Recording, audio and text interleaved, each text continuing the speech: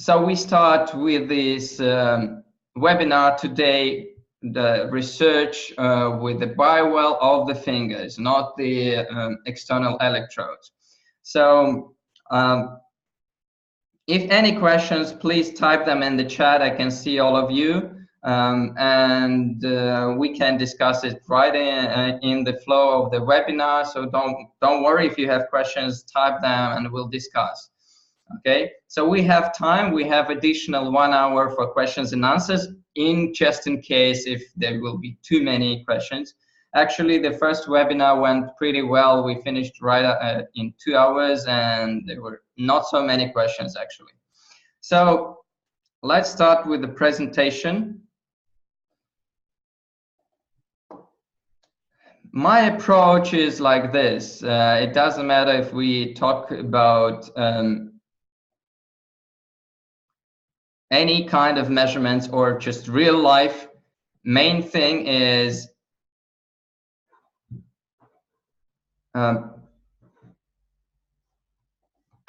yes, Catherine, yes, don't worry. So my approach is that I don't like to talk too much about cases and describing them in details, etc., because cases are just result of some principle that is being used. So today we're going to devote 2 hours to studying the principles. If you understand them, I try to make them very simple so that anyone with any background can get them. You will be able to apply them in any practice you like. So we will talk about principles and we will not discuss too many cases. Of course, at the end of this webinar, I will show you 1 or 2 examples of how to make the statistical analysis for one very tiny research, so that you know how to do that. But that's it, nothing else. Okay, so let's go. So the proper Bio-Well research consists of 3 things with human fingers. Number 1, you have to correctly capture the fingers. Number 2, you have to correctly arrange the protocol of your research. And number 3, you have to apply correct statistical analysis. Well, just for you to know, I have seen many people, researchers, doing some tiny research with like 10 people involved, and then they're applying t-test by student. And whilst there are some conditions at which this criteria can be applied, and for such small studies, in most cases, it cannot be applied. So I will show you the easiest way to do that, just for private practice, I would say, for small researchers that without having a big institution behind you, you can easily do that yourself. So the main problem here is that if you fail at any of these stages, specifically on the first one or the second one, then all the rest is rubbish. The results will be not only incorrect, but will be useless most probably. So the third stage can be remade anytime, of course, but if you will miss this point too, the conclusions will be incorrect also. So let's start from the first principle, the rules of correct capturing fingers. Those of you who have attended my basic Bio-Well seminars, they already know this principle, the 4 C's. These are the 4 main things that you should always keep in your mind. This is like a Bio-Well mantra. Whenever you use Bio-Well, you should keep these 4 lines in your mind. So you should always keep in your mind that the glass of the electrode, the glass electrode of the Bio-Well device should be always clean, no matter what you do. If you're putting metal cylinder there, it should be clean. If you're putting fingers there, it should be clean. if fingers are too sweaty and dirty, you should clean the glass electrode after each finger. Yes, it will take more time, but in order to get reliable data, you have to do that. So, okay, let's assume that the glass electrode is clean. The next thing you should always keep in mind is that your device is properly calibrated. Calibration is a crucial moment for most of the parameters, not all, but most of the parameters in the Bio-Well system. Of course, those that are connected with the balance and symmetry, they don't care about the actual calibration, but others like energy, area, and intensity, they are highly dependent on the calibration. And calibration is just tuning the device to the air in which you work. And of course, there are many, many factors that are influencing it. That's why you have to be careful and keep in mind that in those conditions in which you work, you have to calibrate the device. Yes, CFV, you're welcome. Okay, I have a question. Yes. So my setup is in my house, and it's the same conditions all the time, and it's just me. Yes. How often should I be calibrating? Once a day. At least once a day. You see that even though that you think that conditions are the same, but you see, like, it depends on which climate zone you live. You see that you can, for example, in the morning, the humidity and the temperature of the air and also the chemical composition can be one, whilst in the evening it can be different due to, you know, sun really heating up the house, etc. So only in the case when you have the like non-stop 24/7 AC running and it's keeping the all parameters the same, then maybe you don't need even to recalibrate. But for like me being a scientist, I'd rather spend 2 minutes, because if nothing changed, calibration should take 2 minutes. I'd rather spend 2 minutes, but I will get sure that everything is correct. So it's just my warranty that my results are correct when I do the captures. And of course, if I have done measurements in the morning and then I didn't use the device and then I switched on in the evening, I have to recalibrate it just to check. If everything is the same, then it will take 2 minutes and I can go, no problem. But you have to keep it in mind that this is a very important thing to do. Okay, so next thing is the correct positioning of fingers. Actually, we've been fighting with this for years, and I'm working with the GDV technology, API GDV, for already 11 years. And even though that it was made in 1996, when I came to Dr. Kortkov in 2007, actually, nobody was taking care of this third point about the positioning of fingers. So everybody was putting fingers in the way they want, just how they feel. And there was no automatic checkup, nothing there. Whilst we have integrated many things in the Bio-Well recently, like last 2 years, we have added these functions that has drastically increased the quality of the measurements that people do. And I hope that you're also following this. We will go into details next slide. And this fourth C is clean the noise from the images. Even our respected distributors who are working with this technology for years are still making these mistakes. So they forget to clean the external noise on the images. And of course, the calculation of the parameters of such images are incorrect, specifically of those sectors in which the noise has been left. So please take care of these 4 points, and I will show you a little bit more about the fingers. So actually, this is my right thumb, both left and right. Do you see the difference between them? The left image and the right image. So which one you think is the correct one, and we can go switch to our voting. So just click yes, which, like 1 or 2, left or right. You just type the left or right in the chat.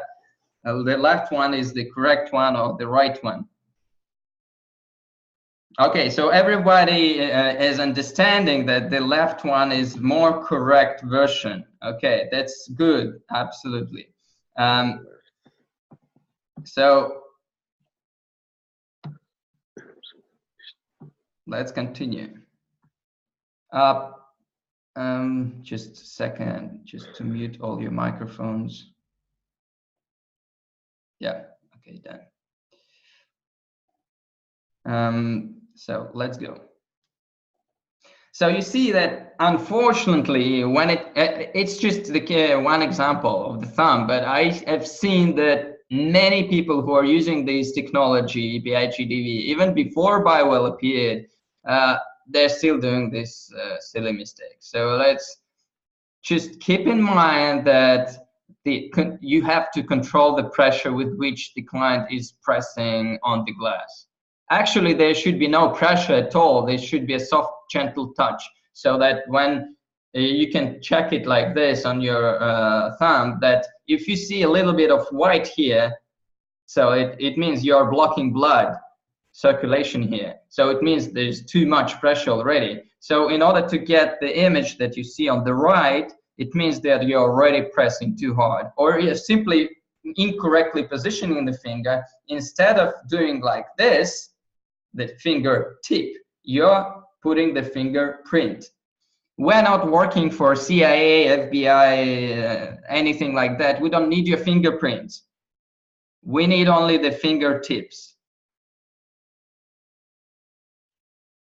The thing is that when you put the finger like this on the tip, where all the interesting points, the acupuncture points are, etc., here, the shape of the ellipse that you will see of the image will be closer to circle, either like this ellipse.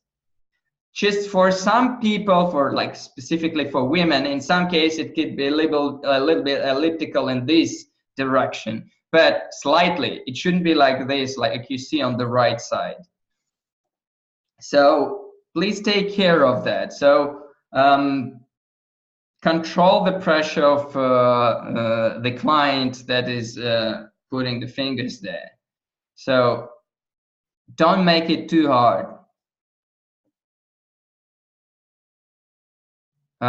About standing position, Carlos, thank you for the question. Actually, the ideal is to stand up, because the straight position is the only natural position of this body.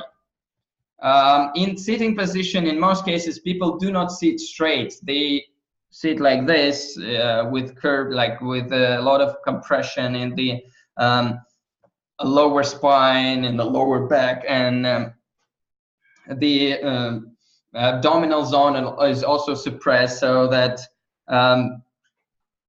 it's not so good actually. So the ideal is to stand up, but if person is too tired, etc., or it's not convenient in your office, okay, you can make it in sitting position. You won't see like enormous difference between them, but to have like more correct measurements, the standing up position is better. So how do you know that the client's pressure is too high?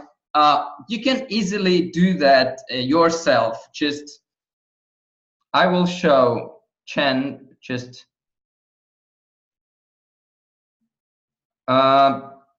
Yes, the incorrect posture, it just adds more problems to the measurements. Like you block some places, you in lower back, in the urogenital zone, in abdominal zone. So of course it will add up more problems that are there whilst they shouldn't be there. So 1 second, I will just show you in real time.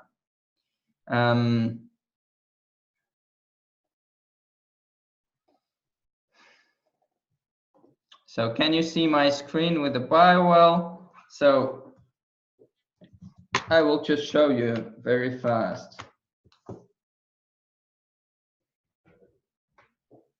So I will be putting the same finger, the index. So it's very easy to understand actually by doing yourself.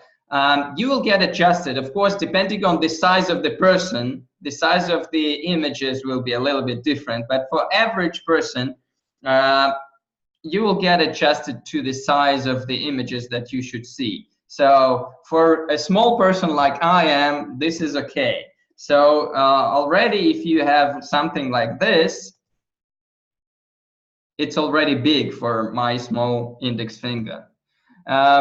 So if we talk about the thumb, okay, it should look like this. But if I put it flat, you'll see an absolutely different picture. So in first case, I put the tip. In the second case, I put the fingerprint, the whole phalanx. That is not needed here at all. So please take care of this. Well, you will get adjusted. It's just a matter of practice. But actually, like the sizes that you see on my screen like this size is for a bigger person. Like I'm 170 centimeters, so a person who is like 10-20 centimeters higher than me or like wider than me should have like these fingers, etc. But not like this one. Not like this one. Okay. Oh, right. Okay. If you take a 2 meters high person, maybe even Pinky will be like that. I don't know.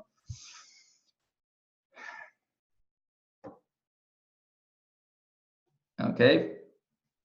So you got a chin, yes? So the pressure, it's just the main thing here is there should be no pressure. The main thing in Bio-Well is just to touch under the forces of gravity, nothing else. You just touch, no pressure. You don't need to add any pressure, just touch. That's it. That's what you should explain to your client whenever you do any measurements. That's what they should get when you do this with them, and you should control by looking on the screen always. Okay, let's continue. So the second thing that many users forget is that automatic checkup that is being integrated into our software cannot do all the job for you. It's impossible because in some cases noise can look like useful information, like presence of these dots from the point of view of software can be either the hidden infections or it can be the external noise. Of course, software cannot understand this without your help. So it means that you have to eliminate such things, recapture the finger. Whenever you see any abnormalities or some unusual things, at the moment you think that you've made some discovery, just redo the capture. Maybe you'll find out that everything is fine. Okay, so you see that this green tick and the red exclamation mark. Of course, the green tick doesn't mean that everything is fine.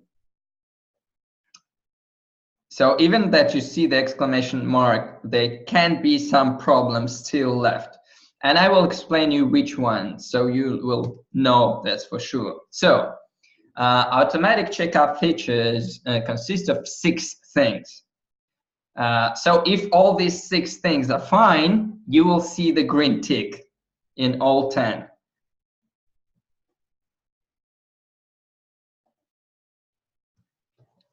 So if any of these one of these 6 things will not fit, then you will not see the green tick. So our software is able to detect the top of the finger, the blue line. If you look at the previous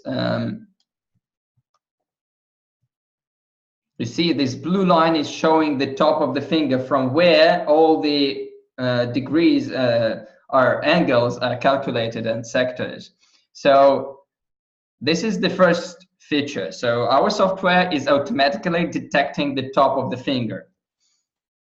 If it is able to detect it, you will get the green tick. If it's not, like on the right image, you will not get the green tick. Second thing, it checks the orientation of this blue line. If it deviates more than 30 degrees from the vertical position, you will not get the green tick. Third, it compares the left and right fingers, like index, middle fingers, ring fingers, small fingers, thumbs, between each other. There shouldn't be too big difference between them, because if you overlay your palms, you will see that, well, they're actually equal. That means that the sizes of the images should be equal. So if they are different, it means the pressure was different. So you have to recapture. Next thing is that it compares the thumb with the rest of the fingers on the hand. So thumb should be either equal, either bigger than the rest. I think it's obvious if you look at your palm. The fifth is that the pinky, the small finger, should be either equal or smaller than the rest of the fingers. I think this is obvious too. And then the sixth option is that the software compares the sizes of these three fingers between each other. They shouldn't be more than 30 or 20% of deviation difference between them. That's it. Nothing else can be done by our software. So, for example, if you leave the trace of nail or nails on different fingers, software is not able to detect this. You have to take care of that. And you will get the green tick, yeah, whilst the nail is there, and it's your job to take care of it. Next thing is this. If the program is able to calculate the blue line, but still there's some noise left, like this, on the right image, still it's a mistake, and you have to clean. You click this pencil sign on the right top of the image and clean it. We have made some adjustment improvements in the latest updates, that now the size of the rubber in this editor is adjustable. So not only adjustable, but program remembers the size that you've selected in the previous time. So like on your screen, it's better to work not with 14 pixels, but with 20 pixels. It will save it, and you will, all the ongoing will be with a bigger size automatically. So you don't need to change it each time. Okay.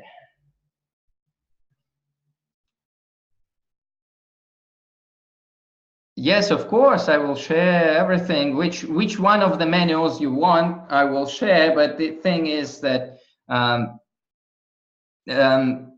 number one thing, like if we go to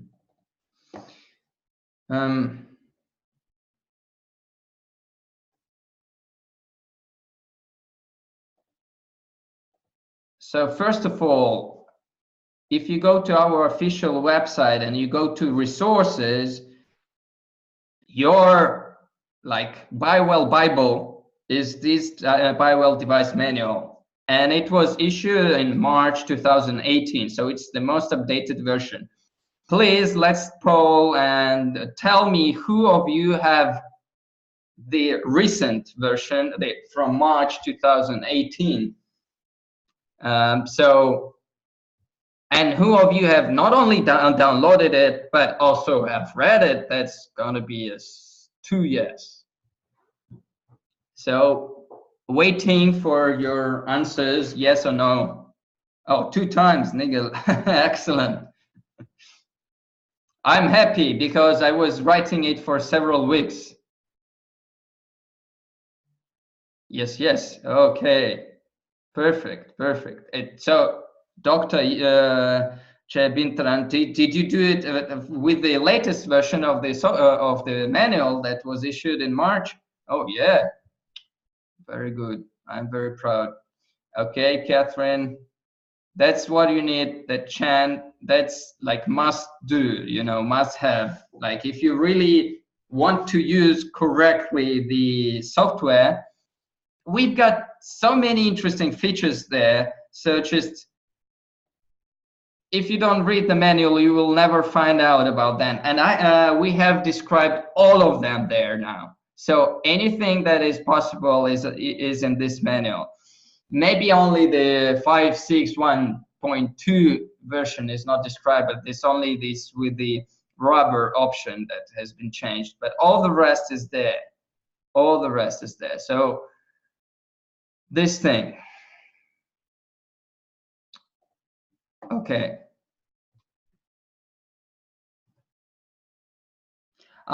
Actually, we are letting know now. We are sending newsletters from the name of Professor Gortkov, and plus we are posting all the news on the Facebook group. So please join our Facebook group, and you will be updated. So we have not only we have the page of the Bio-Well, the official page, but also the group. So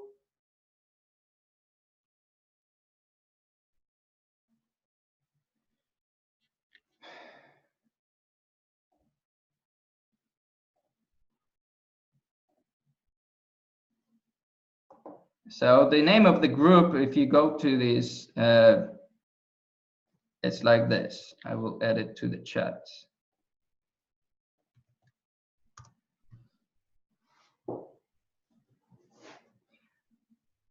So you're welcome, and there's also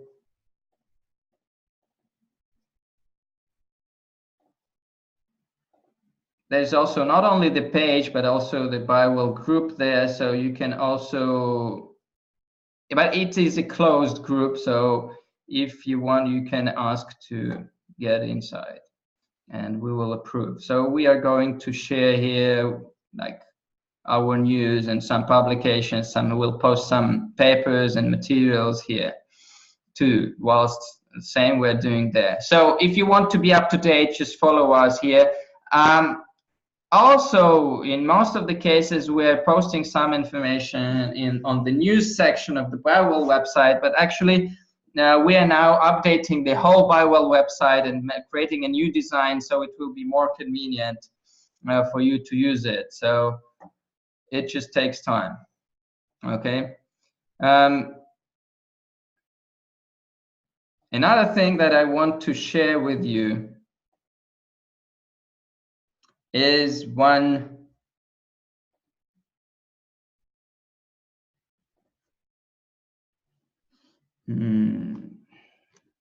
second.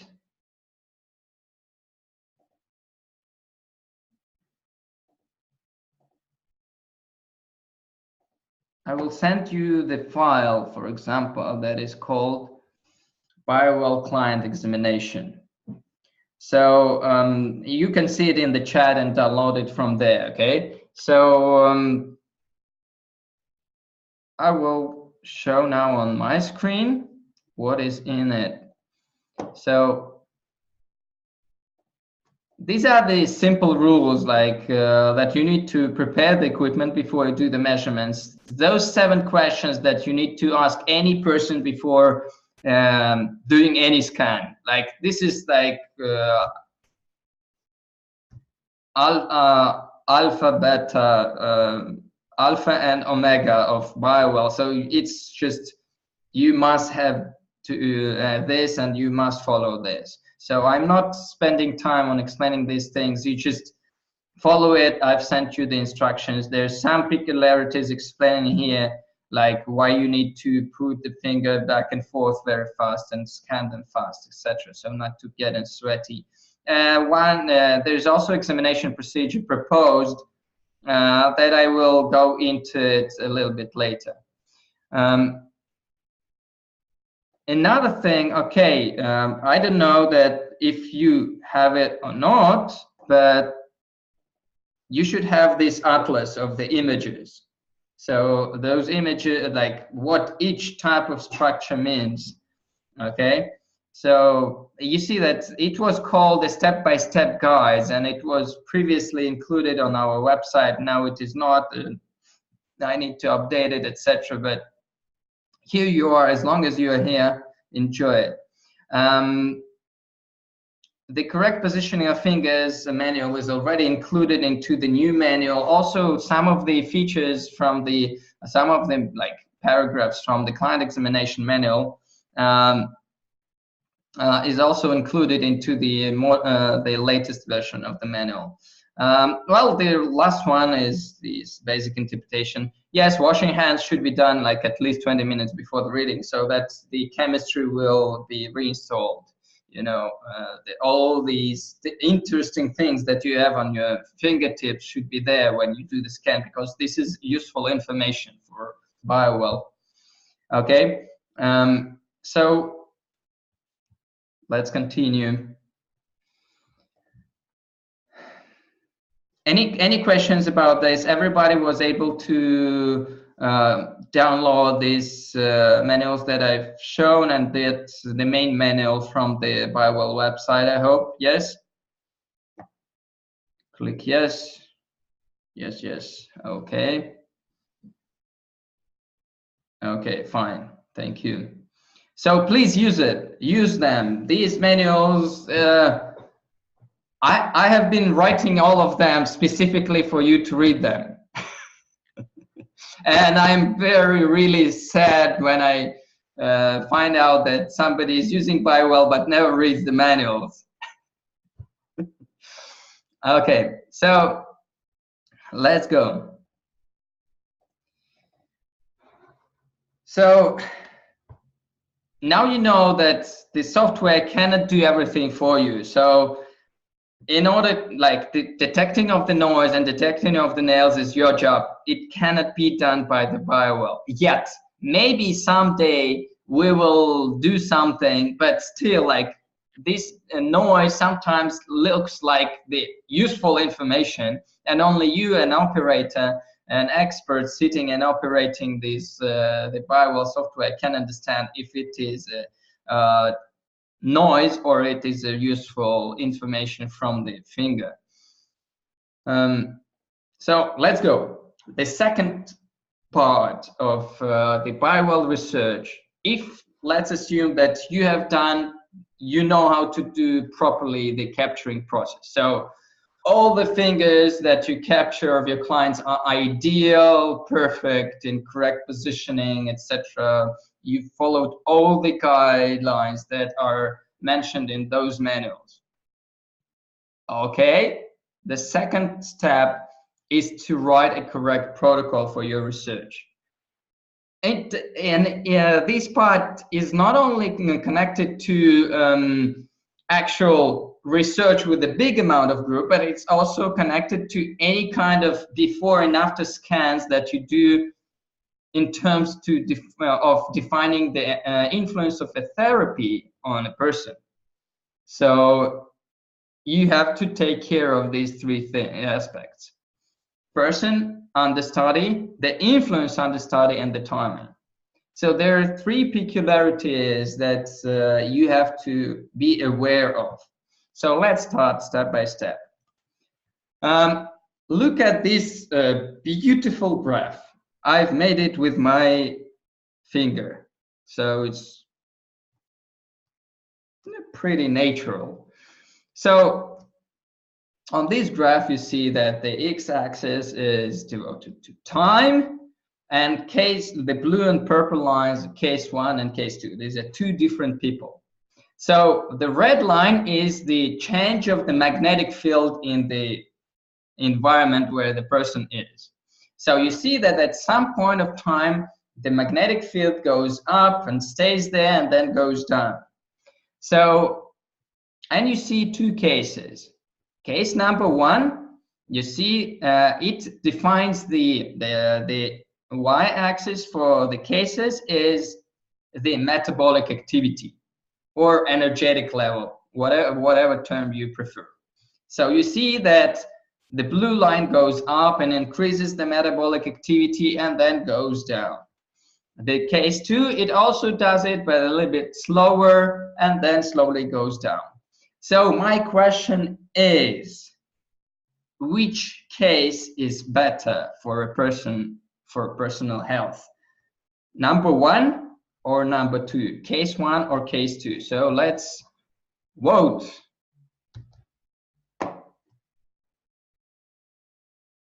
Number 2. Okay, 2 people voted for number 2, case 2. Yes, 4 for case.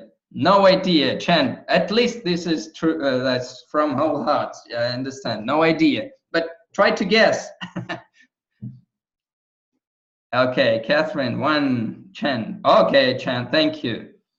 Okay, Nicholas, 2. Okay. I got it. So 2 people guess for 1, all the rest for 2. Okay. So I will have to explain you one main principle about the personal health, how our body, the whole system, not only body, is actually acting. So what is the difference between cases 1 and 2? Actual difference is the speed of reaction of the person to the external impact. In which of these cases the speed is higher? Case number 1. You see that person has reacted on increase of the magnetic field almost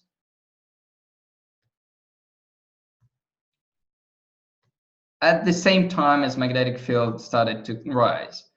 Whilst in the second case, person was reacting slowly. So this thing in modern medicine and science is called adaptability reserves.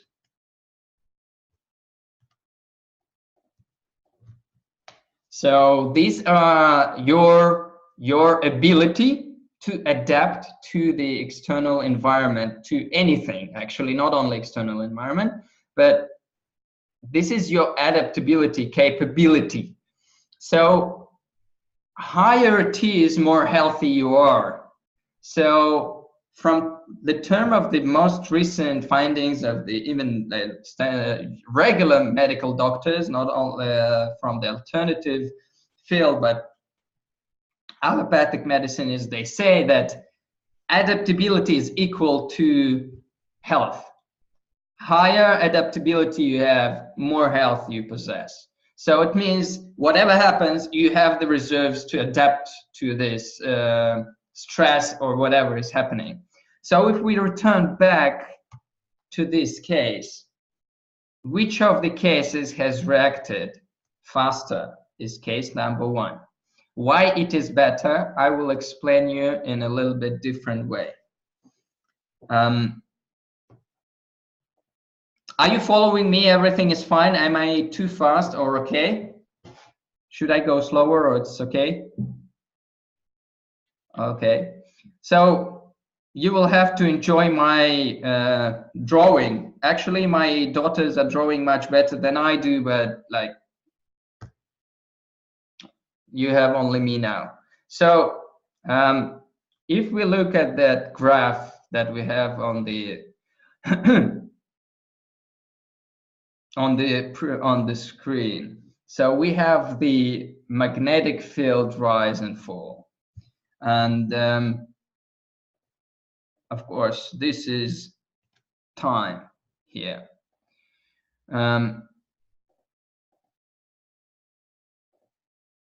And which color? Let's take green. So one case,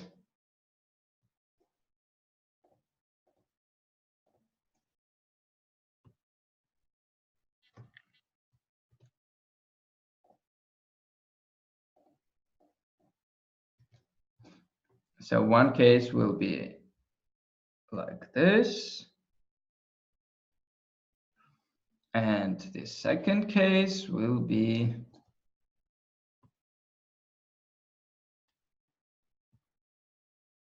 like this.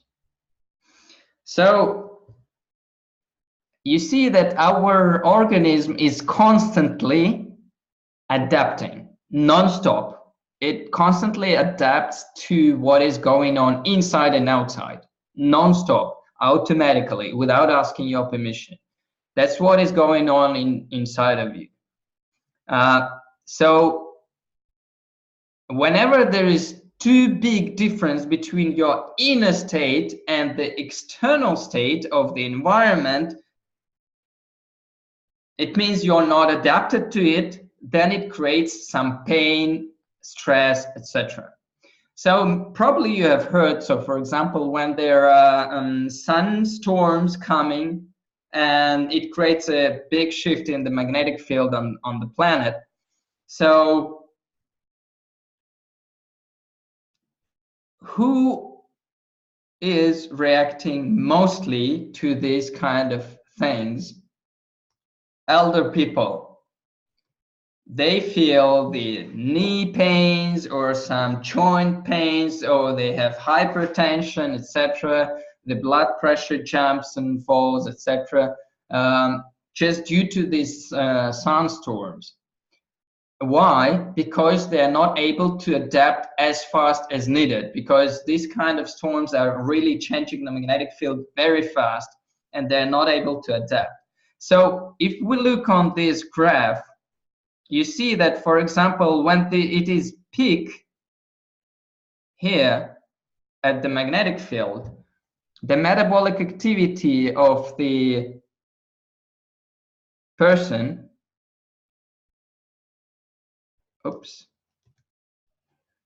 is very close, so it's fitting almost ideally like it was in the beginning here, whilst the gap between the actual energy state or metabolic activity and the magnetic field for this case is this big. For this case, it's this big. So it means this person, the purple line here, and the case number 1 on the previous graph, was able to adapt to the changes in the environmental conditions right on time, whilst this case, the second, the green line here, was not able to do that, and it has created a big gap between what is needed and what he has or she has at the present moment, and it creates stress and pain, etc., and different other not very pleasant feelings. So that's what you should bear in mind. So the actual correct answer to the previous question about adaptability reserve and which case is better, case 1 is better. It's more healthy. It means person has enough adaptability reserves to adapt to the really fast changing environment. Case 2, person adapts too slow and it creates too big gaps in what is needed and what is there, and it creates some unpleasant feelings in the person. Okay, so I hope you got it. Yeah. The adaptability reserves equal to your health level. More adaptability reserves you possess, more healthy you are. Okay, so you have to keep it in mind, the speed of reaction of the person to the influence that you apply. So for example, you do Reiki session, or you do some massage therapy or color therapy, gemstone therapy, whatever therapy you like. What time this person needs to adapt to this change. So let's go next. So when we go about the influence, and we talk about specific therapy. Let's pretend this is not some storm, but this is a magnetic field therapy that you are applying. So you see that speed of reaction of the person can be different. So for example, one person will show reaction to the influence within 10 minutes, another person will show the reaction only in 20 minutes. So the reaction to the influence is also more or less individual thing, whilst of course you can derive it as an average for your therapy that you are doing, where like most of the people, most of the clients are already reaching the state of, like, you know, of reaction to the influence. So like at least 70% of your clients will get reaction within like 20 minutes or 5 minutes. You should know this reaction time for your therapy. So how can you understand this in more detail? So like in most of the cases, in many cases, not most, but in many cases, when you as a therapist or just researcher apply some kind of influence on the person, you expect to get some, you know, positive result right away like that, or like within some period of time. But in some cases, you see that the first reaction of the person is that they're getting worse. They get imbalanced, the energy drops down or something like that, or their problematic sectors even increase the inflammatory processes, or like those hyperfunction processes there.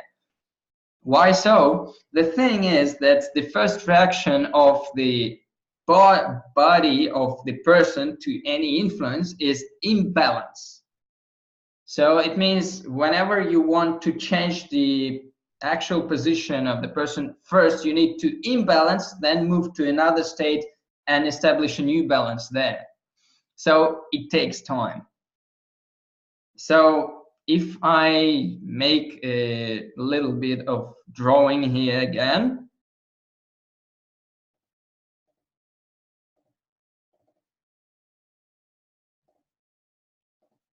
the thing is that we are constantly trying to keep a balance, and we deviate on some level. Like, let's assume this is level of energy that we possess. So, and we are trying to keep it during the time and stay there. And let's assume that you think that as a therapist that this level is not enough. So you need to move a person to a higher level of energy. So the first thing that you will do, okay, when it goes like this, you see that it's going straight, it means a very good balance. But when you start moving person to a new balance, to a new energy level, at this period of time, person is imbalanced. And sometimes it can look even like this. For example, it was like this, then it goes up and then establishes like this. Or other options available, it was like this, then it drops down and then it goes like this. Or other options available, it was like this, then it dropped down and then increased. Very many options available, many different reactions possible. So, but in all of these cases, in the middle, you will have imbalance first, and only after some time you will see the new balance established. So I call this the time between these two, you know, between the first reaction and between the final reaction, or between the therapy and the final reaction, I would call it a digestion time or processing time, whatever term you like. So this is the time that person needs to digest your influence, to establish a new balance. So it is a unique parameter for each therapy. So for one type of therapy, you drink water, the actual difference, that you will see, according to the researchers, you will see within 20 to 30 minutes. So if you study your own therapy or your own thing that you are doing, influence that you are applying, you have to find out this digestion time. I can see a question.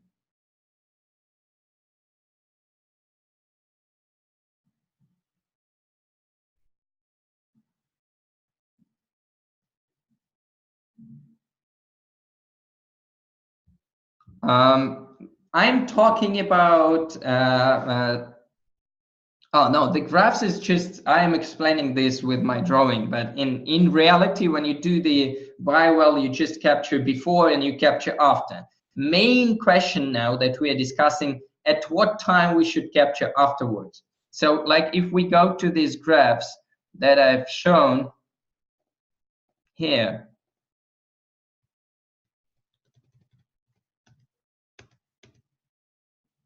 so you see that this was initial state, and let's assume we have done the first capture here. This is the first scan on Bio-Well. Then we are doing practice or some influence that we apply. The thing is that not in all cases doing capture number 2 right after the influence is correct. Sometimes you need some time to wait after that. So just if we take another case like this, if we measure here first time and here second time, we will get not correct result because it's better to capture second time here. So it means that it's your research. It's what you have to find out. In case of CFV that we see here, it depends. You see that the level of energy that you have after the workout depends on your fitness. So it means if you have the energy reserves, so the workout is just activating those reserves inside of you. And that's why after some time, of course, you need some time to, for the flows to, for your inner engine to start working on a higher rate, higher RPM, and show better energy. Of course, you need some time for that. But as you say, you measure 20 minutes afterwards, you see higher energy. That means you have the reserves. But if, for example, you will get too tired, etc., and you do the same workout, what I expect is that your energy will drop down because you will not have energy reserve to sustain that level of energy. So you will use it. So that's a matter of checking your fitness, actually, is doing this type of measurements before and after. If it goes down, it means you're tired. If it goes up, it means you have activated the inner reserves. Yes, exactly. That's how you can find out when you're overtrained. Whenever your energy drops down after the workout, it means that's enough. Whenever you go up, it means you have the reserves to activate more. But you will see that, for example, if you do this consequently, you will see that, for example, for the first time, the shift is bigger. If you do the same again, the shift will be smaller because the reserves are not eternal. Okay, so let's continue. So this is your home task. Whatever research, whatever therapy you apply to a person, you need to define this digestion time. If it's 5 minutes, if it's 20 minutes, or it's 1 hour, or it can be even 1 day, but then you've got some problems, and that I will explain later. But you have to know this in order to get correct results. So for example, I've been communicating recently with one psychotherapist who is using a gamma mindset approach to work with clients and to turn the brain into gamma brainwave pattern and to do some positive shifts in the I would say subconscious programs, etc. And he was saying that I'm not able to see positive reaction right after the therapy. I don't know what to say to the clients. I measure them, either nothing changes or even I have negative changes. And what should I do? So that I have explained to him this thing, and he has started doing the second capture 15 or 20 minutes later after the session. And then it worked. After 15 or 20 minutes after his sessions, he was able to see the positive reaction for almost 100% of his clients. So that's what you have to define in order to be able to establish correct protocol. So you have to define the digestion or processing time of your influence understudy before writing the protocol. So this is the step that you need to do.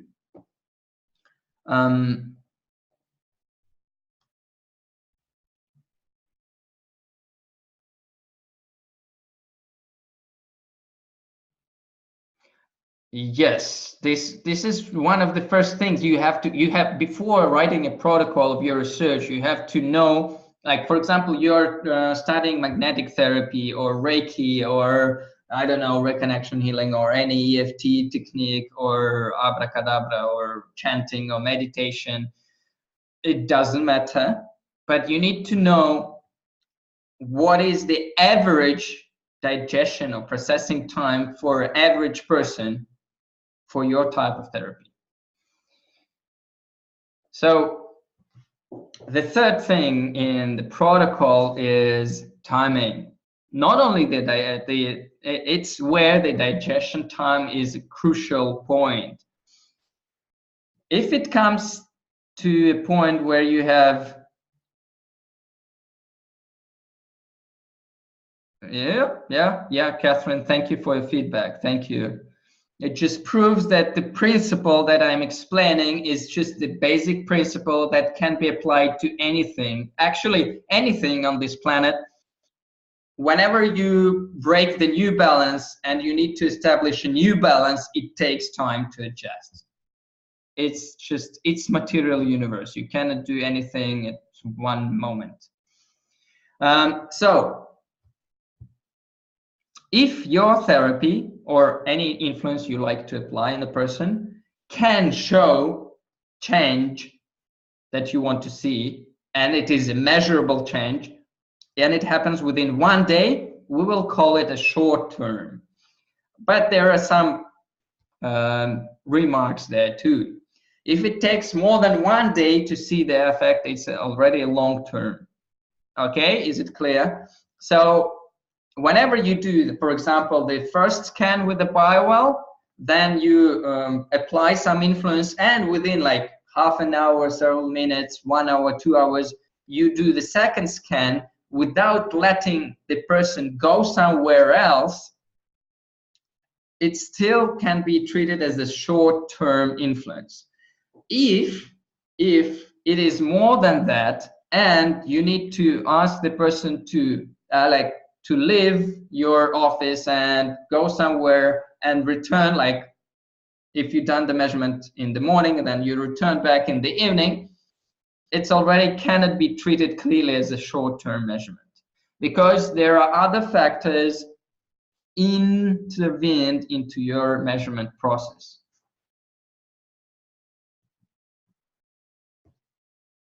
So the thing is that when you're doing the research, your #1 task is to eliminate as many external influences on the person as possible, to leave only your influence on the study. And you can really do that only within a short-term measurement, within a short-term effects. Whilst if you let the person go, there are so many other factors that can influence the person's state. Interaction with relatives, some problems at their work, maybe weather changes, or I don't know, any other accident, some thoughts that have appeared in the mind, or physical training happened, etc. It's already something that is also changing the state of the person. And you will never prove to any scientist in the world that the shift that you will measure afterwards is due to the influence that you have applied, not due to the influences that happened with this person during the rest of the time between these two measurements. So that's the problematic thing. So only when you have the short-term influence, so it means you're controlling completely the person between two measurements, and you know there are no other side effects there, then these are control conditions, and it's very easy to prove to anyone that the shift that you measure after the session is due to what you have done. When the conditions are not controlled and there are other factors influencing the person, sorry, you will never prove that your influence is there and that is having the highest effect. There are possibilities to improve this that will I explain later in the next slide. But for this case, if it's possible to do like this, do like this. Control the person between the captures as much as you can. So there should be minimum side effects involved. So you should eliminate maximum factors influencing the person beside the factor that you are trying to research. So then, of course, it creates low costs in doing such research, because everything is being done in your office, in your cabinet, right here, right now, and you don't care what is happening there. And of course, in order to do some already scientific research that can be published in a scientific journal already, you just need at least like 4. It's already a trial study, but if you want like a scientific study, okay, you measure 10 people like that according to such a protocol, and under the controlled conditions, you have a control group and you have an experimental group. You can publish these results with no problems. But when it comes to this, your side effects tend to become unlimited. So many things and factors can influence the person if you let the person go in between the captures. And it's so hard to prove that exactly your capture is creating this change. So the way out is either repeating these kind of captures many times, tens or hundreds of times, to get the statistics, good statistics. Or second, also included there, is to have a big number of participants. So you have really like not 10, you have to have 100, 1,000 or even more participants in such measurements. Why I'm saying like this is that whenever it comes to statistics,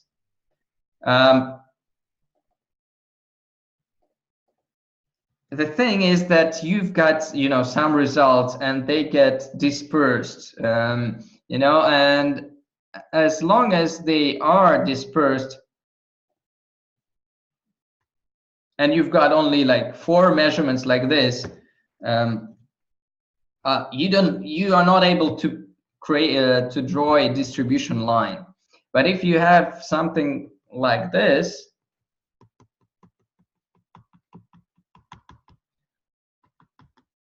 then it is possible to draw some line and define where are the like at least 70% are, whilst the rest that are here, like 15% on the left, 15% on the right, too high and too low, you can exclude them, but still you know where is the norm.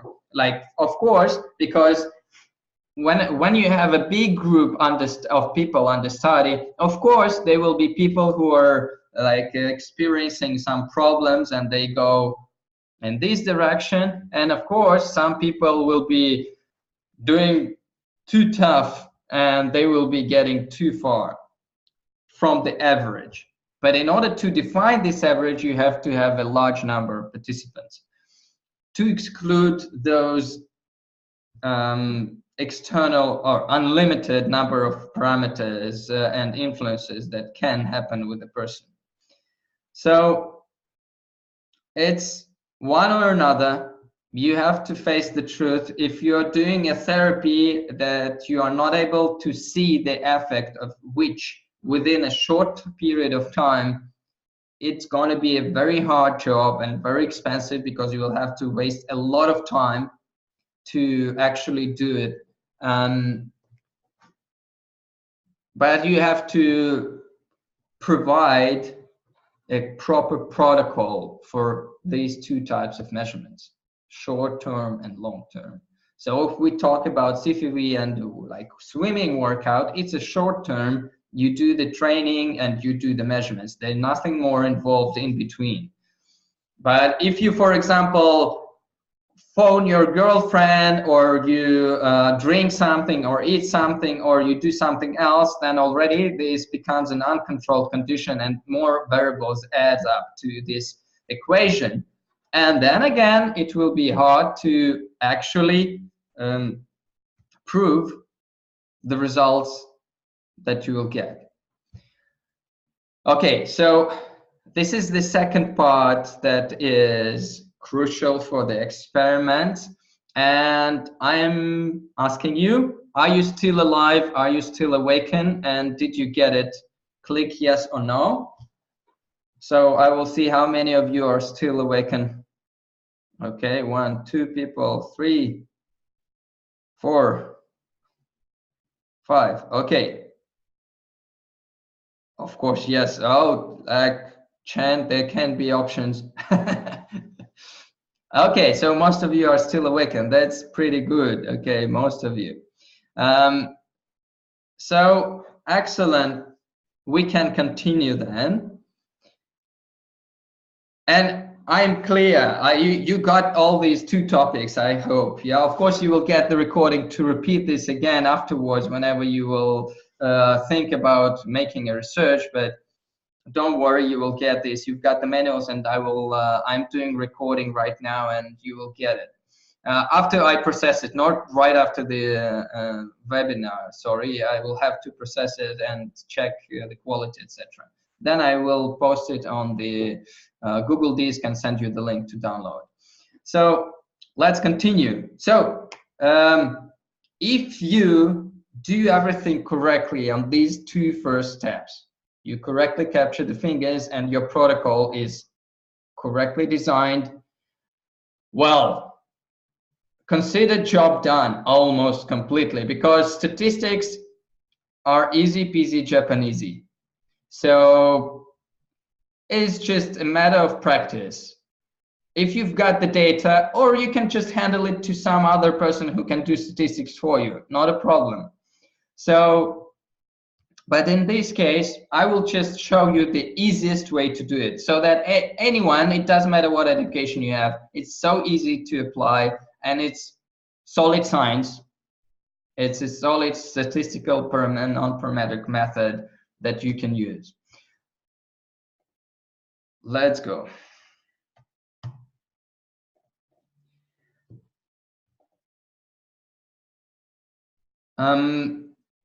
About the protocol, I have just one more slide, like tips, hints, type of measurements that you use. So how can you do these before and after measurements? So option number 1, you do the full scan before the influence and full scan after the influence. That's option number 1. You do the 2 times without filter If you read the step-by-step manual about the client examination, that's the process that I propose, if you have time, of course. It's like you do the full scan, then you ask the person to do some short workout, like 20 push-ups, 20 squats, or something like that, or 1 minute deep breathing, something like that. And then you do your influence or your therapy, and then you do the same again. You do the full scan, the short stress test, and full scan again. So 2 times before and 2 times after. Second option. Third option is different, only that you do the with filter once, so that you will see a physiological level. But maybe in your case it's not needed. If you're interested to see the real potential of the person, you can also use the filter. If not, it's fine. And the fourth option that we have is the one finger mode, when, like you've seen the protocol for measuring the influence of the mobile phones. So it's the case when you measure the finger, like one finger 10 times, then you do the influence and you do the 10 times again, or you do the 10 times one finger during the influence right away. So I'm just wondering which of these 4 protocols you are using in your practice. Just please share. I just want to know.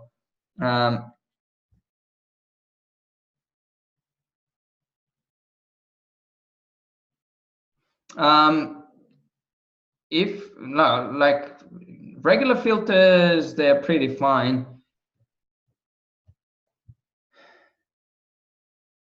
So there shouldn't be big difference.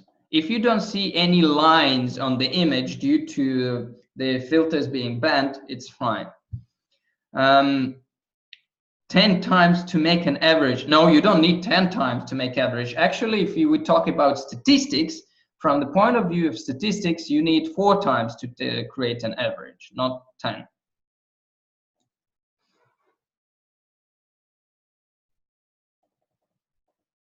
I use the first one. Can you clarify on the protocol 3? Okay, Chan doesn't know what is filter. Okay.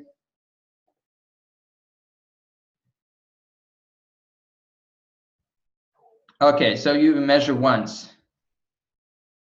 Yeah, 10 times short. If you mean one finger mode, yeah, 10 times is an option. Yeah, actually you can have 4, but in order to be more reliable of your results, you have to make it like at least 10 times. I prefer 10 times.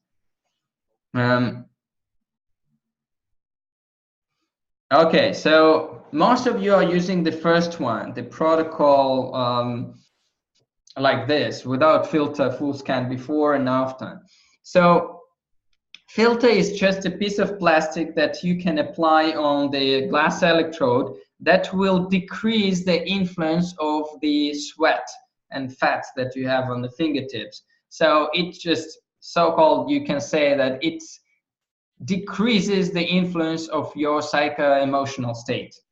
So that's why we say when you measure with filter, you see more physiological state, while you measure without filter, you see physiological and psycho-emotional altogether. So I understand that most of you are doing like number 1, but I am proposing you to try to do like number 2 or 3. So it's just 3 is almost equal to number 2. It's just you add 1 more capture with filter. Why I propose that is that it is so-called how do you do effect. So if I ask you right now, how do you do? What will be your normal answer? Like 99% probability answer. I'm fine, thank you. Yeah. So that's how our mind works. Only if we have really big problems, maybe we will answer something else, like so-so or something like that. But in most cases, we will answer I'm fine, thank you. If you're working in the field of integrative medicine or some kind of therapy, you should probably know that our mind and body works in the same way, and body follows the way our mind works. So if the first answer to the question, how do you do, that pops up in your mind is, I'm fine, thank you, that's exactly the same what your body will answer when you ask the body, how do you do? And actually, that's what's really going on when you do the measurements of the fingers. That's what you're asking. You put the finger inside there, you send the electromagnetic impulse and ask, how do you do? The first answer that the finger, your body will send is, I'm fine, thank you. And what about you? I'm great. And you, awesome. And you, wonderful. And that's what by default your body will try to imitate. It will try to pretend that everything is fine, thank you. That's why the initial scan, that's like if person, I'm talking about the person that is not completely exhausted and is still fine. That's why the first scan is not so representative in many cases. So if you measure the person, right, like he comes to your session and you do the one scan, you can see I will call it an idealized picture. So it's not how the person is actually inside, but it's how the person is pretending to look like. It's like a mask that we wear. We pretend to be okay, even though it's not okay. So this is called the compensatory processes that are constantly running in our body. We're always trying to compensate the state in which we are. So that's why the first scan is not so representative if the person is not exhausted. So it means if there is enough energy inside the body to hide the problems, you won't see them. But if your job is to dig to these problems and find them out, you have to do something else. That's why I propose when the person comes and you're really eager to find out what is really going on inside this person, you do the first full scan. Then you ask the person to do some physical load, short ones, like just short one, like 20 push-ups, 20 or 30 squats, or like some deep breathing for like this for 1 minute intensively, or any other type of, you know, extensive workout, just a little bit, just to stress out the body, just to force the body to use the energy for the physical activity, and then measure again. Then you will see several cases. So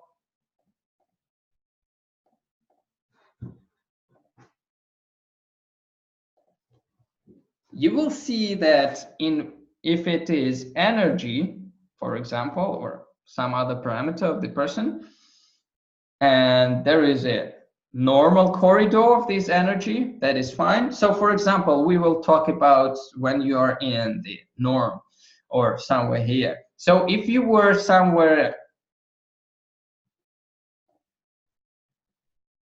here in the beginning, what can happen? No, it's not a good choice. Okay, let's pretend it's here, somewhere in the middle. So like making the first scan, everything looks absolutely fine. Then persons does some workout, like small stress or stress tests, or just apply some stress. So then you measure again, and there are 3 options available. Number 1, you will see that, for example, the energy went up. Another option is the energy stayed the same, so there is almost 0 reaction. And the third option is that the energy goes down.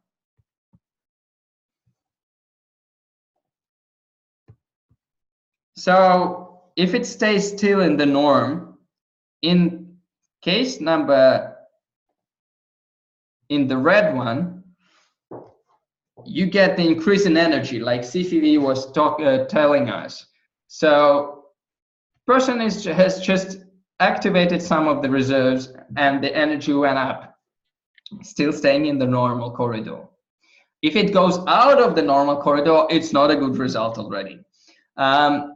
Second option, the purple one, is that no reaction to the stress. It means person is fit, active, and for him or her, this kind of stress or workout is nothing. So it means thumbs up, very cool condition.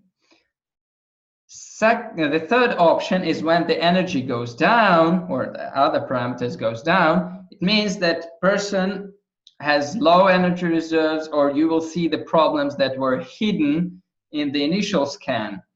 And you will see them on the second scan after the stress that you apply.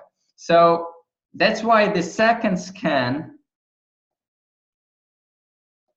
is much more interesting to study than the first one in most of the cases. So that's why I propose you just as a, like, if it's possible for you to apply this in your practice, I'm just proposing you just try it. If you have time, try to do initial full scan, small stress test, small stress exercises, squats, push-ups, whatever. Second full scan. Then apply your therapy and do the same. This shift between the two consecutive scans is delta that is being created, shift there. You can also compare it before and after. For example, in first case, the shift was negative. It means person's energy reserves were low, whilst after your therapy, for example, the shift will be positive, and then it will show up for you an additional parameter that will prove that your therapy works and adds up the energy reserves to the person, and person has increased the adaptability reserves and is now, after your therapy, is able to stand the stress that he was not or she was not able to stand before the therapy. That's why 2 times is a very interesting option. You will see these in the client examination manual that I've sent you in the beginning of this webinar, and you will see the recommendations there, but I've just explained to you the main things there. Okay? Am I clear? Yes or no? No or yes? Are you still alive? Okay. Okay. 50% alive. Not bad result. Okay, let's continue.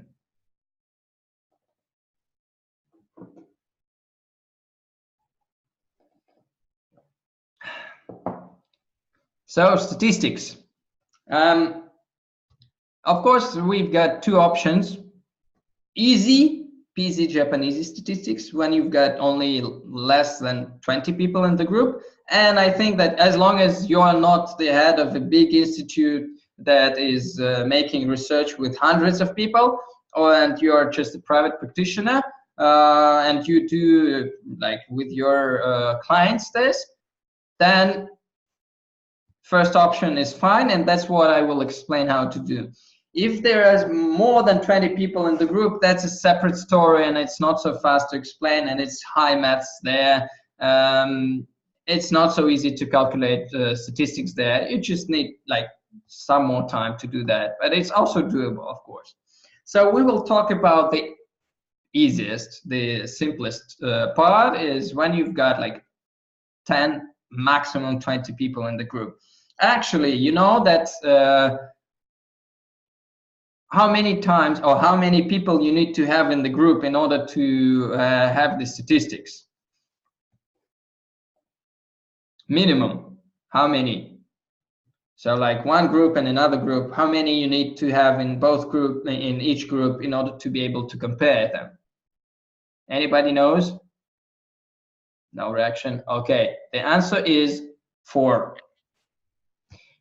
Why 4? Because there are no statistical parametric or non-parametric methods that are able to compare 2 groups if there are only one case in each, two cases in each, or three cases in each. There are no such statistical methods. The lowest number that statistical methods are able to process are 4. If you have 4 on one side and 4 on another side, then you can compare. That's what I will show you now on the easiest way to do. So we will stick up to the first option. And we have to define which kind of parameters we want to analyze. Because of course we have the integral parameters from the Bio-Well software, and we have some parameters specific for organs and systems.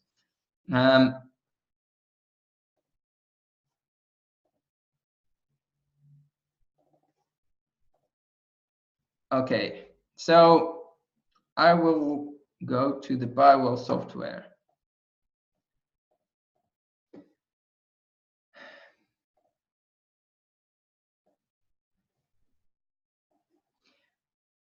So of course we've got integral parameters like emotional pressure or stress level, energy, symmetry, balance, integral parameters. We've got integral parameter like HS on the left side and on the right side, and also the average between them you can calculate, and it's also an integral parameter of the person. The energy reserve, the percentage, well, this one, it doesn't have, it's an old capture. There was no energy reserve at that time parameter, but still, this is also an integral one. If we go to the chakras, it's also an integral parameter like alignment, index, and average energy. So there's not so many actual integral parameters of that are here in the software. All the rest of the parameters, and these parameters are most of them are normalized. It means there is a norm. So it means that if you measure before and after, and the parameter tends to the norm, it doesn't matter. It was too high before, and then it normalized. It was too low, and then it increased. It's positive result. It was norm, and it went out from the norm. It's so-called negative result. So it means you disbalanced person or done something. So, and it's up to the time, as we discussed earlier today, about when you do the second capture, right after the the therapy or some time afterwards. So you see all of them have norms. Even HS has norms that you can find in the manual that I've sent you also. Chakras, some of these parameters have norms, some of them still doesn't have them. So it means that when you do this type of research, the easiest thing to base conclusions on are these, the integrals.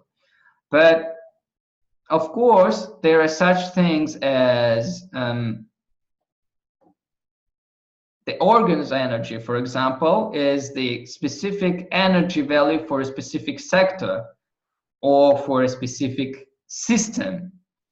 And not only the energy can be there, but also some other parameters. If you go to information here, you'll see that the two parameters here, this area C, it means normalized or corrected area, and energy C, only these two parameters here have some norms. That's why they're colored. Actually, if you go to the description here, you will see that then you've got norms only here, and they're defined here also. Very low, low, optimal, height, and high. All the rest of the parameters doesn't have norms. So, for example, if we talk about entropy coefficient or form coefficient, it's just the common sense. It's just lower is the form or entropy coefficient, higher is the balance inside the body or for these specific organs, more stable it is. Higher is the form coefficient and entropy coefficient. Higher is the imbalance or chaos in this system. So it's unstable. So in this case, there are no norms yet established, but you know the tendency. If it goes up, it means you are imbalancing this system or this organ.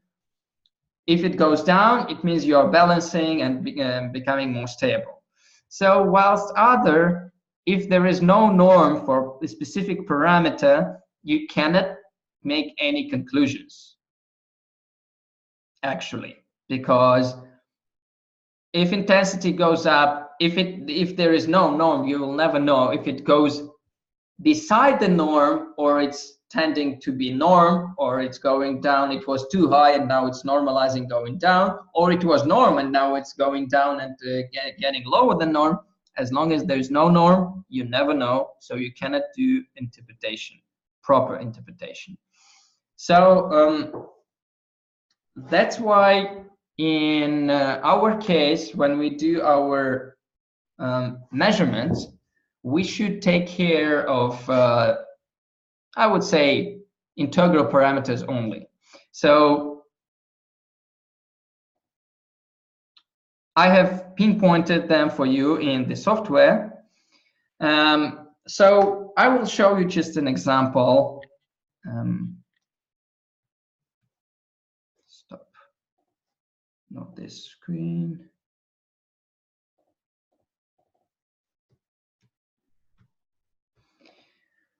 The method that I propose to you is called Mann-Whitney criteria. You can see it here on the screen. I will send you the presentation that I'm showing here now during this webinar to you afterwards, so you will get it, don't worry. And you see that in my table here, I've put only like the cases when there's like 4, 5, 6, or 7,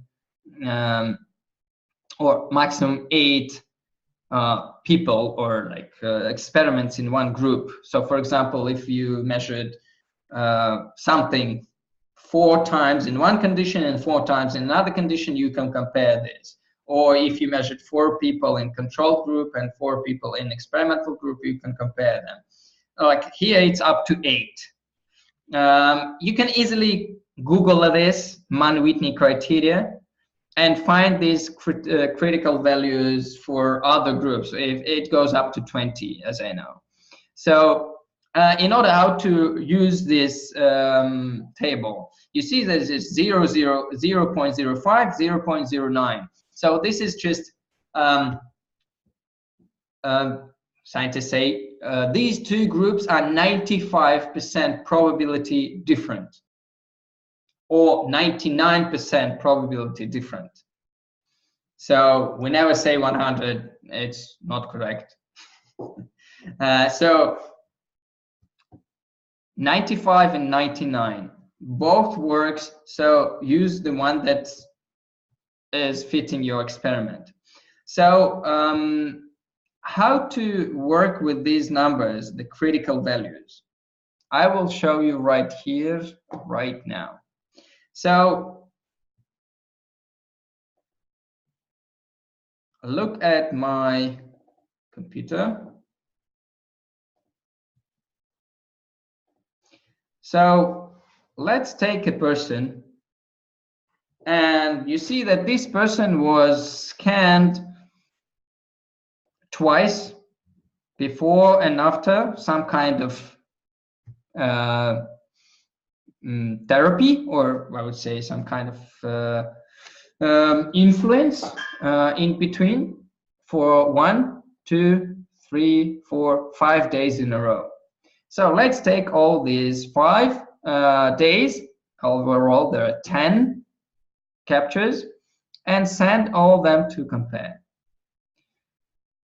I click compare and compare them.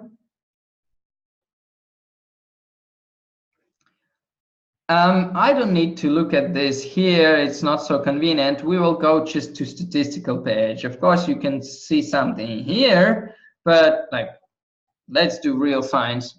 We'll export this to CSV format. And as long as we are not so like we don't have too much time, we will not go into depth with all the parameters. I will just show you an example for integral parameters. And of course, you can do the same yourself. until this moment, all these manipulations have to be done yourself manually.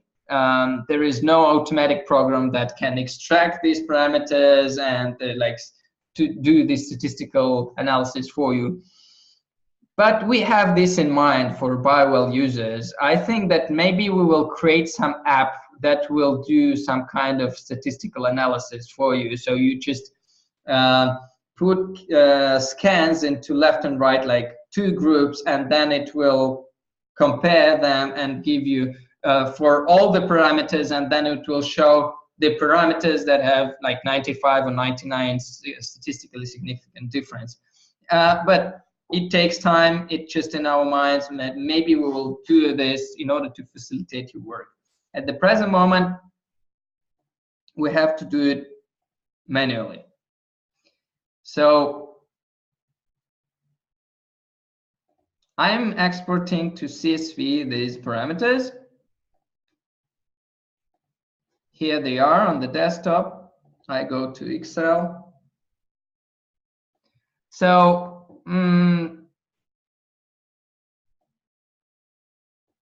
we will not use this. Let's, for example, take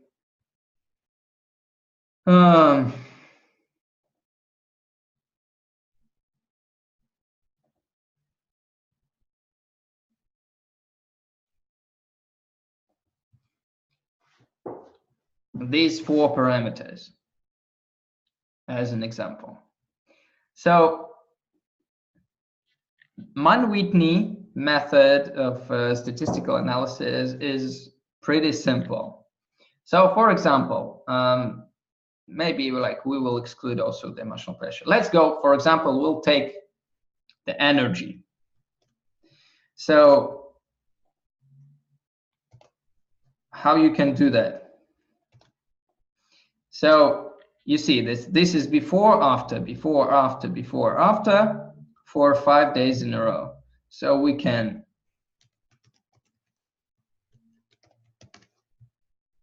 do like this. Oops, sorry.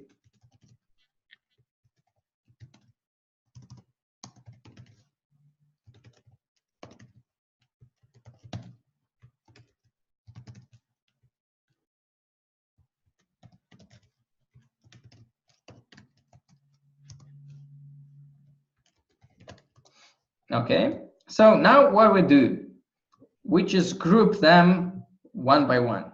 So we make 2 columns.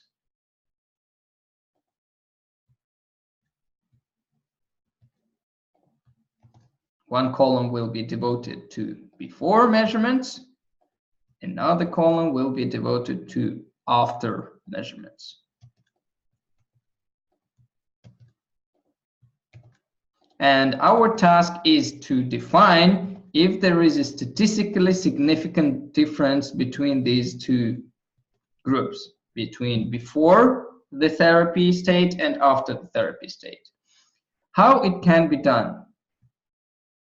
So I will shift to another page.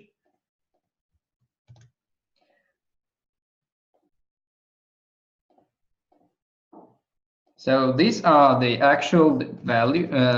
This is before, this is after. And here we put the rank. It's called T rank. And here also. This is very easy.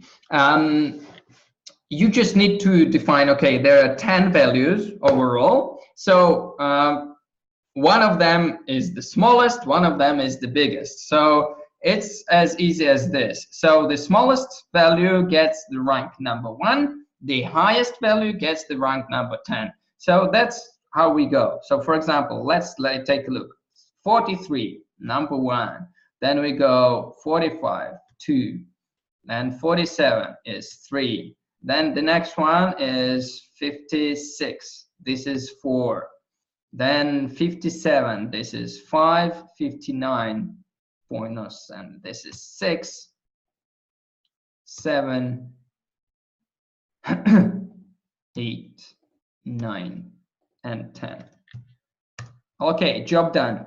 Here we calculate the critical value or the value of the t. So and this is just the sum of all these ranks in the group. Main thing here is these overall ranks should be as far from each other as possible. The further they are, like higher is the difference between them. So here we see 39 and 16. So if we go to this presentation and we have the case with 5 samples in the group, so we see that it should be 17 or 38. So it means it should be 38, 39, or 40 in order to be statistically significantly different. So we have 39. So if we go here, it means these two groups are 95. It is like, I will write it down here.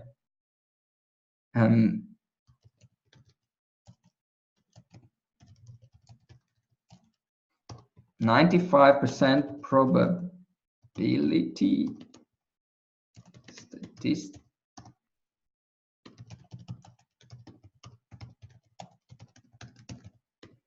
Okay, so that's our conclusion. The energy of this person due to this therapy has, with 95% probability, statistically significant dropped down due to this effect that was applied.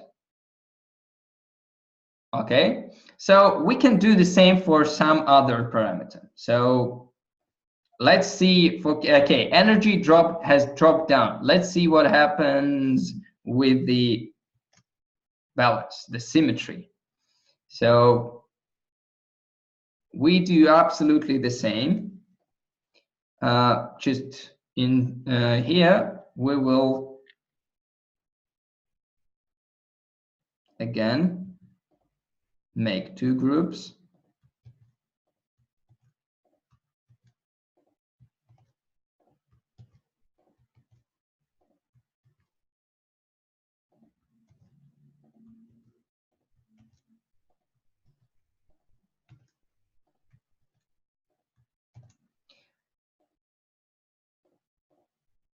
Again, this is before, this is T rank, this is after, again, T rank.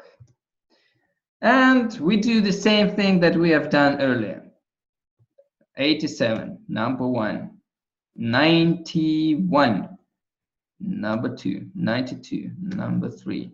This is 4, this is 5, this is 6, 7,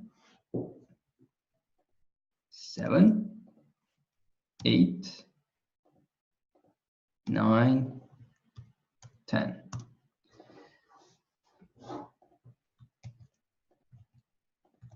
So you see that here the T, the sum of them is 20 and 35. They're very close to each other. It means these 2 groups have no statistically significant difference. And this is all due to this first measurement. If you notice it, if we delete it, for example, we exclude it from the measurements and we do these ranks again, it will be 11, 25. So for example, when there are 5 of them here, 20, 35, if we go to the statistics here, it's way beyond the limits. So there is not even close to even like 90% of probability that they're different. So they're not different. But if we delete the first one, for example, we have 11, 25. And if we go to here, we see that for 4 groups, 11, 25, it means with 95% probability, these 2 groups are different. So that's why what I'm saying, this is the trick of a scientist and researcher. So if I will include all 5 scans in my final results, I would say, sorry, no statistically significant difference between the groups. But if I have the possibility to exclude some of them that are standing out, who knows what happened with the person, because people are like individuals and they have their personal things. Maybe this first day was like person was not doing thoroughly the technique. Whilst you see that for the rest of the days, the symmetry increased from 87 to 93, from 91 to 95, 92 to 97, 94 to 97, or 95 to 97. Whilst only the first day there was no shift, the person was initially in very good balance and she stayed in a very good balance. It was 99 and it stayed 99. That's what have like spoiled our results. But for example, if you have the control group, then it will be a little bit different story. For example, here you will see the difference between the 2 states, and you see that in most of like I will do in another way, just from the final I will do like this. So we see that for all 5 from 5 cases we have a increase in the symmetry, but then you have to you have these parameters, and then you will have the parameters, for example, from the control group. Then you can compare these deltas in between each other, between the experimental group and control group. So that's why all these statistics are about repetition. If you're trying to base your conclusions on making the experiment only 4 times, be prepared that if only one experiment was done a little bit incorrectly, failed. If you have at least 7, 8, 10, and you see that, okay, 1 or 2 experiments you can exclude the top and the bottom ones from the comparison, and you compare only the 8, your results will be much better. So these are the tips and hints. Just want to ask you if you are still with me, and did you understand what I've just explained about the statistics and how easy it is to make them? Yes. Yes. Yes. Okay. So you see, it's almost like 2 hours has passed. We've started 5 minutes later. Okay, we have 5 more minutes. So if we go to this presentation again,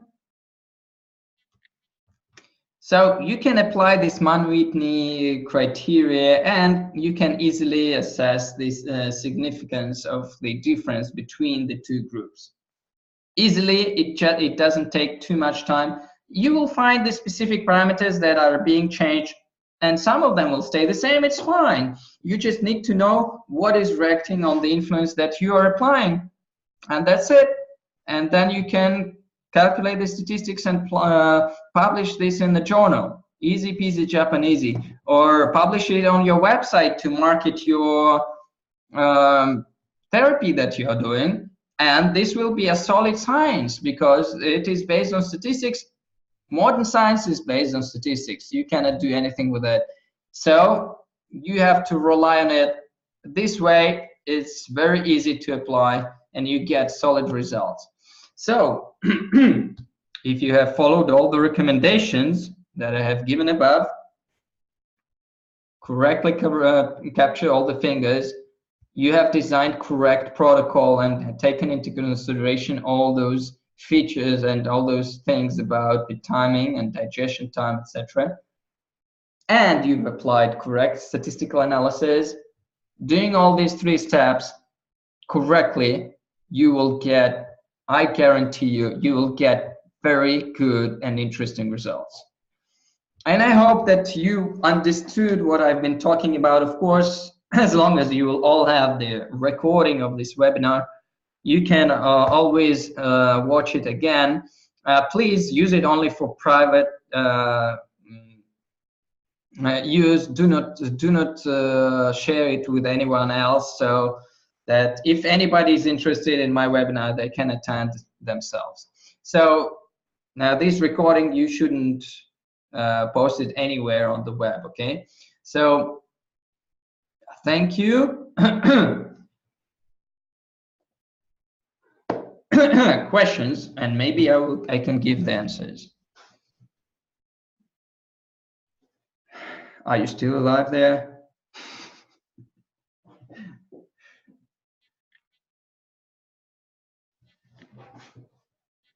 Yeah, you're still alive. No questions. I was very clear, or you didn't get anything?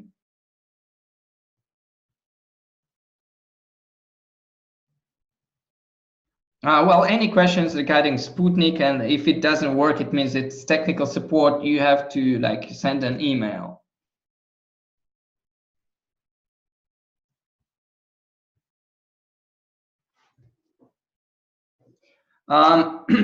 Carlos, if you have any technical issues with your calibration, we are ready to solve it, and we have new developments in order to make it much better. And just contact your local distributor, or contact me directly, and we'll sort it out. No worries, we know what to do. It just depends on the type of the device that you have. So okay, for standard technical support questions, you have to contact your local distributor. If you have none, or they are not able to solve your problem, you can write directly to me. Okay?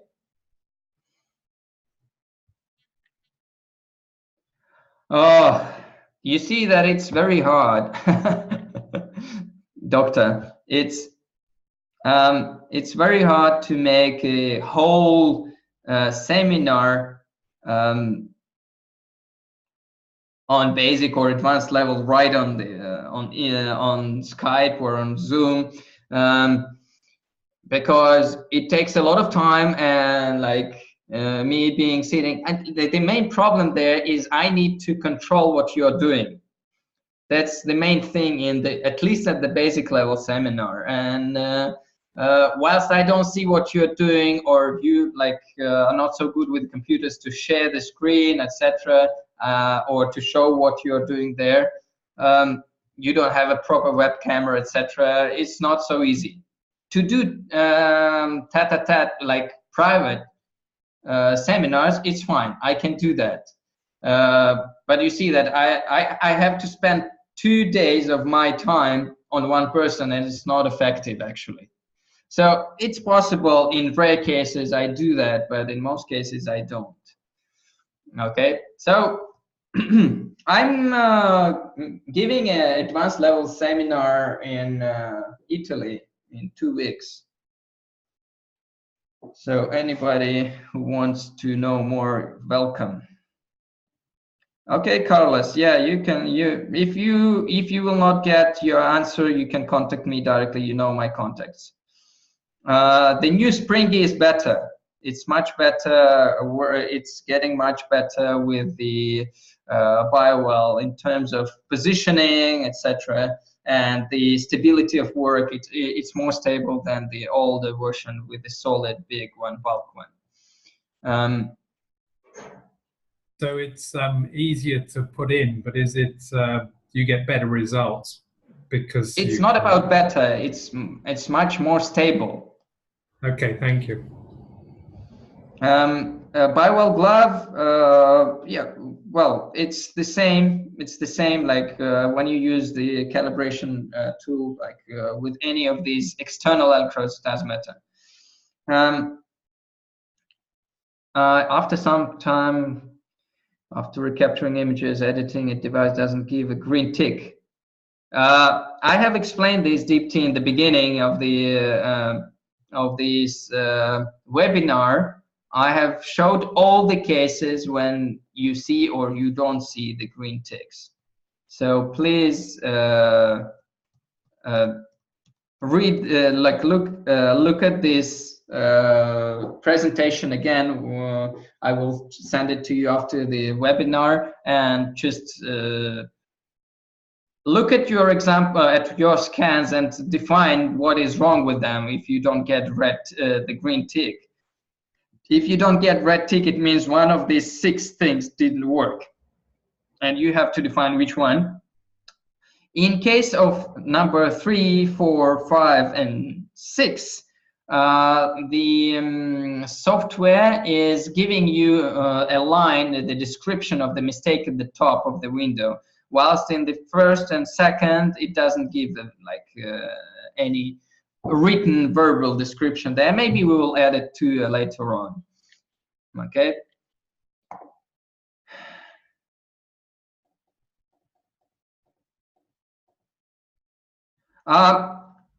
Thank you. Okay, so Catherine, you're very welcome. And details for Italy Advanced Seminar, you're welcome to our Bio-Well web page. I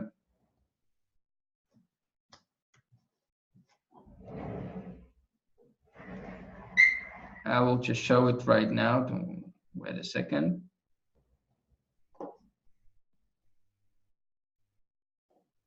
So if you go to the official website and you go to news, you will see the list of the planned webinars and seminars. So you see the level 2 is here, and the contact details of the person who is organizing it is also here. So welcome.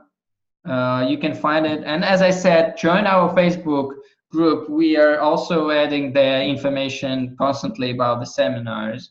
So if you miss something, you don't see it here, maybe you'll notice it there. Okay. If I take the test of mobile influence, for example, I have first to find the time of digestion, make multiple experiments with the test scan of the one finger before and after that. I apply this test. Yes, for example, not only energy. Why only energy? You can use some other parameters too. Why not? Maybe stress level, maybe some other parameters will work. Actually, mostly the integral ones. But in case of one finger mode, it's just about the energy, corrected energy and corrected area. These are 2 normalized values. All others, as I said, the common sense. If the energy, the entropy or form coefficient are going up, it means more cows, less stable. If it goes down, you're more stable, better. Or there can be other interpretations, means you are suppressed or too rigid. It's also not good. So it's not so easy to make interpretation of the parameters that are not normalized, actually. But that's what you apply. And yes, Nicholas, absolutely fine. What you have written down, yeah, it's correct. Yes. Statistics with Sputnik. Oh, it's a separate story. As I said, that's working with all those graphs and statistics and all these pages in Sputnik, water sensor, Bio-Well glove. There are some specific peculiarities there. I will create a separate webinar for that. So I cannot integrate everything in one webinar. It's very hard. Okay, it's just as we say here, it's do not create porridge in your head, so in your brain. So like from all this the facts that I've already shared, that's already a big amount of information.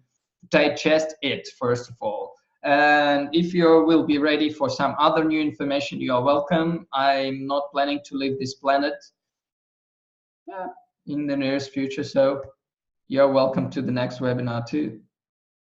So is there any level of entropy considered normal? No, no norms. If there will be norms, we will write about them. To test on the bio-influence example.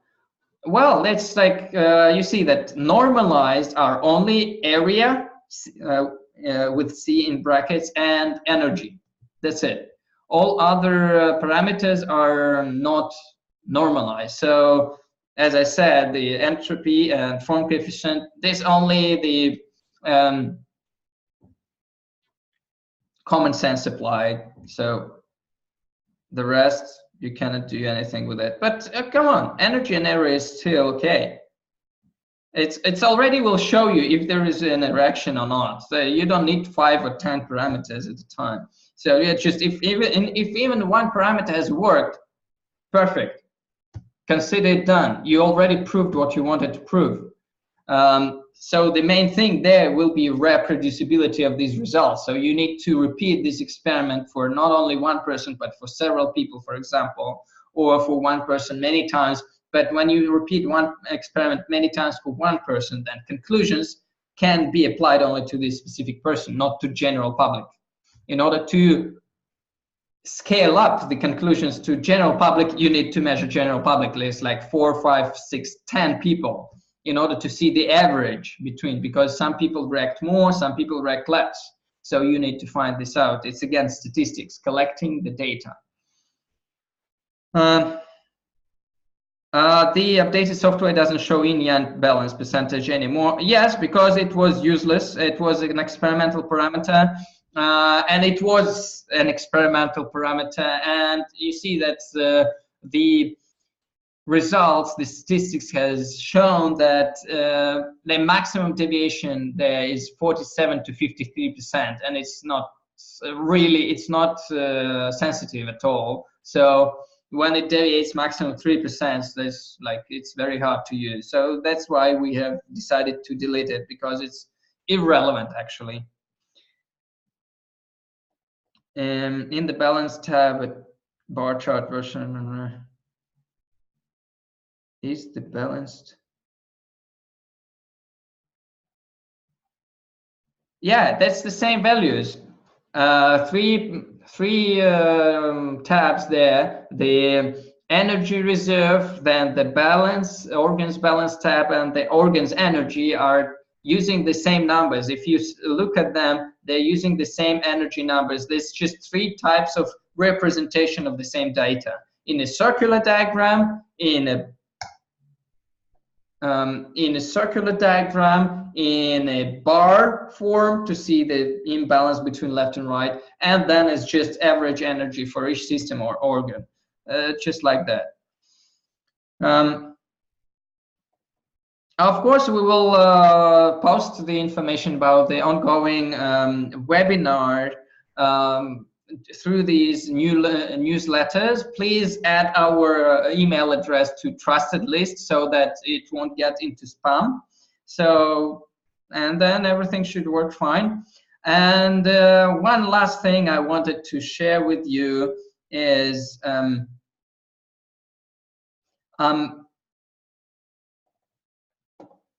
if you like the way that I explain things, you are welcome to take a look at my book that I have written recently. It's called Please Don't Change the World, and it talks about the mind and body interaction, about the consciousness, subconsciousness, and definition of soul from the point of view of quantum science.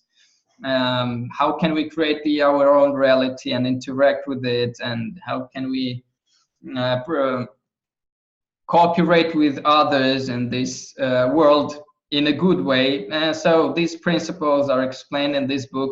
It's very short, it's like 60 pages long, and it has beautiful illustrations for each of the principle. Again, it is principle based. As I've made this presentation today, this book is also simply based on principles. So if you go like Mitya-Orlov.com, or you just go to Amazon.com, you can easily find this book there. Or clicking this button, you will be redirected to Amazon website where you can buy either the electronic form or the paperback form. So, and I will be eager to get any feedback from you about this webinar, if you will find some time, or if you will get this book. I will be eager and will really very thankful to get your feedback about it too there.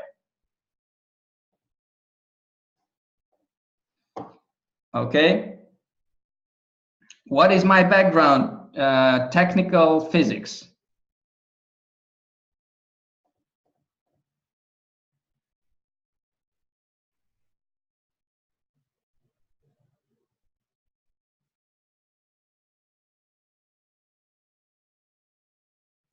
Yeah, Nigel, if you have any questions, yeah, we are correcting some names of the sectors according to the clinical trials that we have been made. So we are not standing at the same spot. So if we see that some sectors show up in specific clinical trials devoted to some illnesses, then we do some corrections in the naming of the sectors. Yes. Okay, so thank you very much for your attention, and I will be very grateful if you will send any feedback about this webinar, or if you read my book about the book. Very open to that, and thank you very much. Thank you very much for devoting your time, your precious time to this, and I hope that from now on you know how to do real science, real statistics, and you can create a real solid data. And if you do any kind of interesting, even small research with at least 4 people, you can write already a small article about that with explanation of the protocol, as I've explained, with explanation of statistics, as I've explained. And we can publish your article on our annual Congress, Science Information Spirit, that is going to be on the first weekend of July. And it happens every year at the same time. So if you will get any interesting results, we can publish them in these materials of the Congress and let people know your results. And of course, you're welcome to publish these results on the Facebook Bio-Well group so that anybody can read them. Okay, so thank you very much, and hope to see you again. Waiting for your feedback. Bye-bye.